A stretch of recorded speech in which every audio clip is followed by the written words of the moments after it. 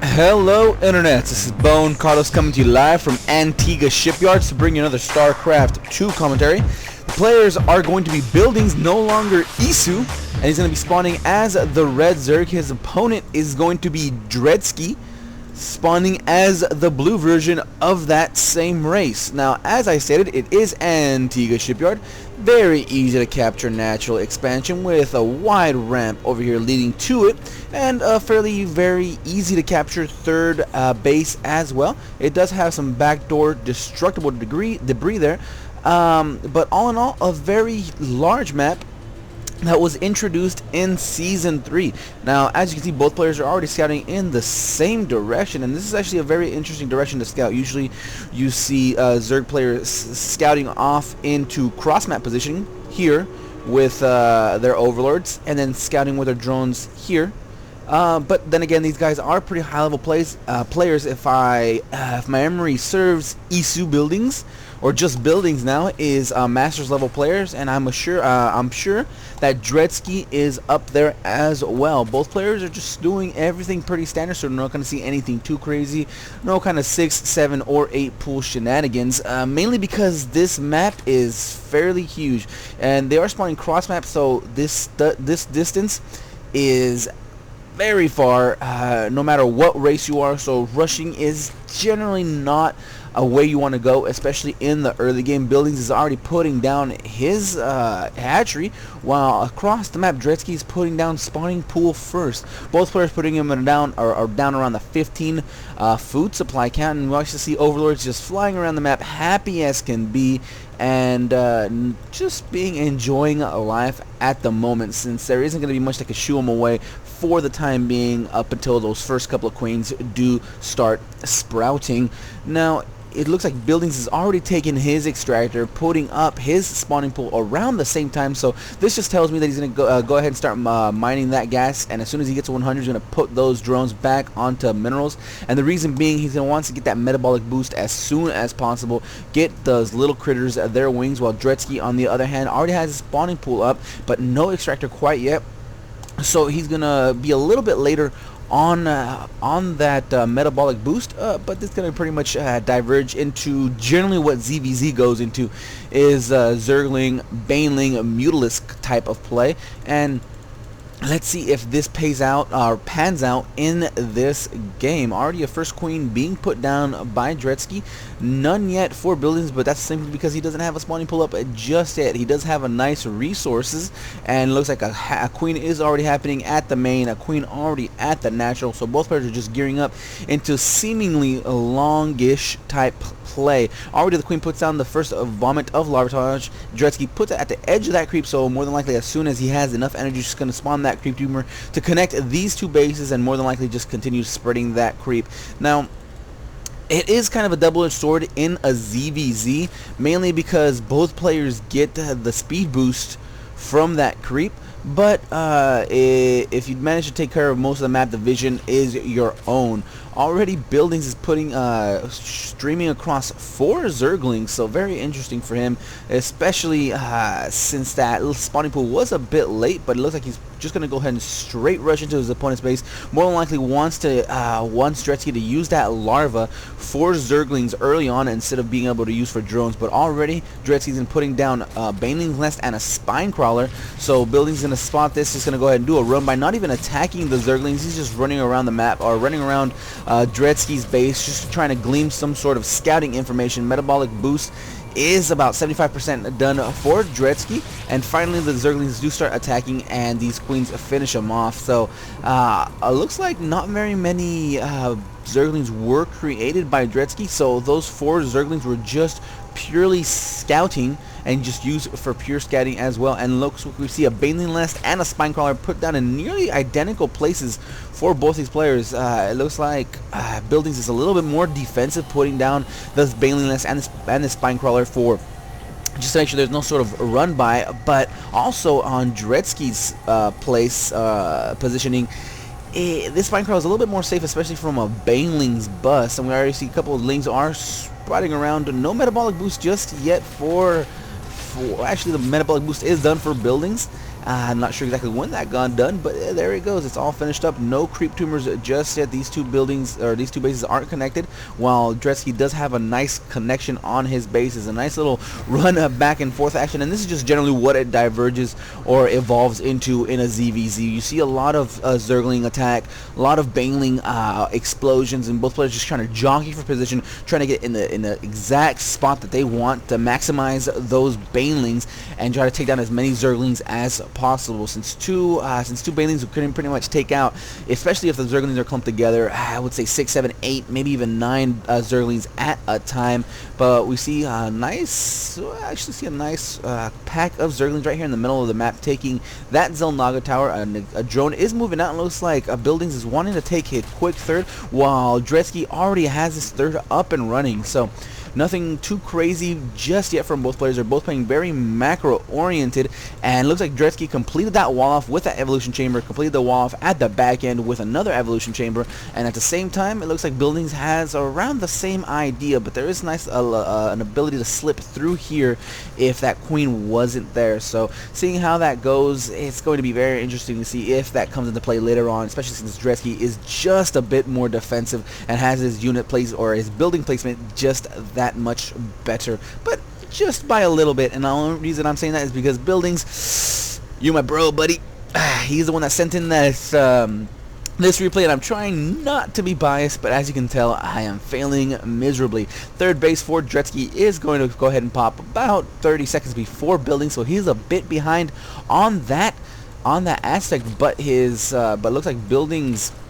upgrades are going to finish about a minute earlier, so he looks like BuildingS did sacrifice the earlier hatchery for earlier upgrades, and right now they're not going to be used at the moment. And looks like BuildingS might be waiting for just that. He's gearing up, producing a lot more Zerglings. It looks like he's not producing any more Banelings just yet, but a lot of Zerglings are being produced, and it looks like they're going to pop around the same time that these upgrades do finish up. And a big hit on those Banelings. That single Baneling took out 3. Looking at the units kill tab, we see 8 units killed by Dreadski, 14 by BuildingS. So that was a nice attack on those Banelings. It looks like there's a Zergling count does favor BuildingS at the moment. Dreadski is forced to pull back in 3 Banelings versus 4 Banelings, and it looks like they do get us around. Dreadski notices that, catches that, and pulls back the Zerglings, and only 1 pause, but that did take down about 3 or 4 Zerglings. And right now both players are going to try to jockey into position. BuildingS does sacrifice a couple of his Banelings to take down a couple of Dreadskis, and right now it's a pure Zergling versus Zergling. It looks like Dreadski needs to pull back since he doesn't have, it looks like the 1-1 attacks did finish. 1 attack, 1 armor did finish for both players, so now it's on equal footing, but the Banelings are completely out of the picture for the moment, and it looks like Dreadski just pulled back since the replenishment of his units is just in the favor of BuildingS. Fighting against your opponent right in front of their base, especially if it's an even match, isn't generally what you want to do, since they're easier. It's easier for them to be able to replenish their units. These Zerglings are going to be caught and going to be destroyed very easily, no problems whatsoever right there. And looks like it's going to be another ZVZ attack. 2 Zerglings do get surrounded, do get taken off. A nice arc by Dreadski, and BuildingS is forced to pull back. So both players are just still trying to jockey for position. A couple of Zerglings do get caught out of position and get taken down fairly quickly. Looks like the Zerglings are going to go ahead and swarm in, and that's what Dreadski's been trying to attack this entire time. This 3rd hatchery, and it looks like this hatchery might go down. He does look like he's morphing a couple of Banelings in the middle of it, and the hatchery is going to survive for the moment, but it looks like, oh wow, a lot of Zerglings are getting taken down. Banelings finally do pop, and it looks like they're gonna get into the Zerglings, but a missed pop, a missed explosion does happen. Minimal damage done to BuildingS, but the hatchery is down, and infestors on the field of play. Nice fungal growth, great fungal growth, locked down a lot of the Zerglings, taking down a lot of the health, but not before a couple more infestors do get taken out. So out of those 4 original infestors, 3 were taken out, and right now it looks like BuildingS is up against a wall. He doesn't really have much. What he needs to do right now is research burrow and get behind enemy lines and start harassing his opponent. But a couple of spine crawlers are being put up by Dreadski. No spore crawlers just yet. Infestation pit is down, and looks like Dreadski is building 7 infestors of his own. 4 drones are just hanging out, having nothing to do, nowhere to go, no home to call their own. A couple of Zerglings are just going to go ahead and go around the map and just gonna go ahead and scout. But right now, looking at the income tab, we see 54 harvesters for building. So even throughout all that, he does have the higher harvester count, but he doesn't have 3 bases, which is why the income is pretty much even for both players. Looks like Dreadski is already researching a burrow, while 20 more Zerglings are being built, and an Ultralisk cavern by buildings. Oh, hopefully that gets into play anytime soon, and it looks like the infestors are going to lock down most of these Zerglings. These Zerglings are going to get churned up, chewed up, and destroyed. Already 2-2 for Dreadski, while buildings is just sitting on, it looks like he is actually on 2-2 as well. He's been using a lot of these both of these elevation chambers for his own purposes, and looks like Dreadski is going to push forward with a Zergling infestor count, but the infestor count that does favor Dreadski. 3 get caught out of position by Dreadski. 3 more get caught out of position as well. Finally, buildings infestors do come in. Fungal growths do catch most of these Zerglings, but again, the numbers for Dreadski are just too high. Even though the food supply is fairly even, that most of that, or a lot of that, is on these drones, and it looks like the infestors do burrow and finally get repelled and pushed away, and it looks like all of Dreadski's forces are going to head on home. A nice mineral count by buildings because the Ultralisk cavern is finished. 3 Ultralisks are on the field. It looks like another Zergling attack is going to go ahead and be pushed forward by buildings that are going to be repelled by Dreadski, while an Overseer is just hanging out in the middle, making sure there isn't any sort of burrowed infestor play action going on.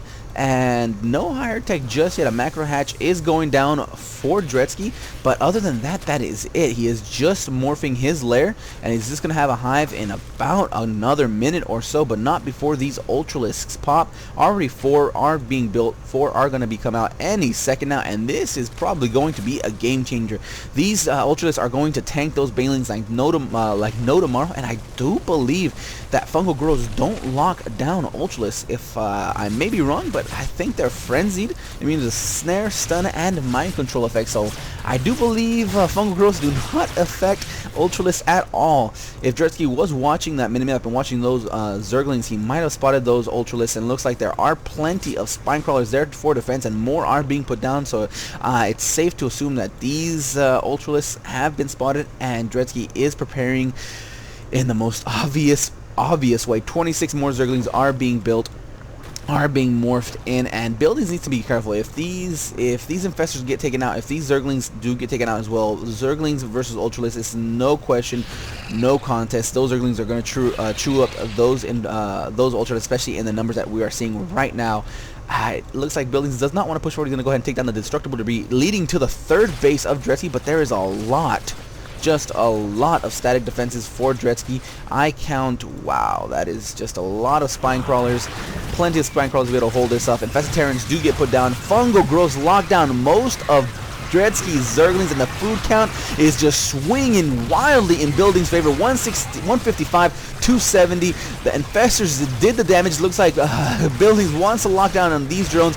The Ultralisks are doing what they're meant to do, and 14, 24, 5, 7 kills. The 3rd base by Dreadski does go down, and right now buildings just has a commanding lead. A 100 food count swing in his favor, and right now, even after losing that early 3rd, that Ultralisk cavern is just a moneymaker for him. He does have the +1 Ultralisk carapace upgrade, along with +3, giving him 4 armor, 3 attacks. So that just gives him 47 damage versus armor, 21 versus biological, while this 4 armor plus the original 1 that they already have gets him up to 5. So these spine crawlers do a total of about 25 damage per hit.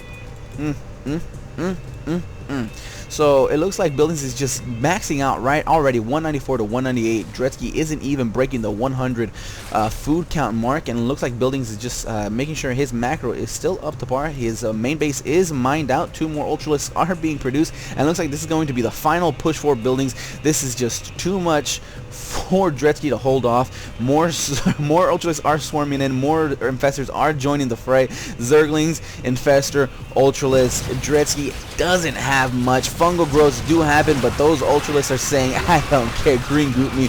I have no problem with this. Those spine crawlers get torn to shreds almost instantly. BuildingS is just running rampant with these Ultralisks. Dreadski has to GG, is forced to GG, and leaves the game. So that was it for this cast. I hope you guys enjoyed. If not, leave a comment down below on what I could do to make these more enjoyable for you. Also, if there's a particular game that you would like me to cast of your own, leave a comment down below linking it to one of the major replay sites, or feel free to PM me across the internet. It's just /BoneCarlos. I will be there. That is it for me. I am out.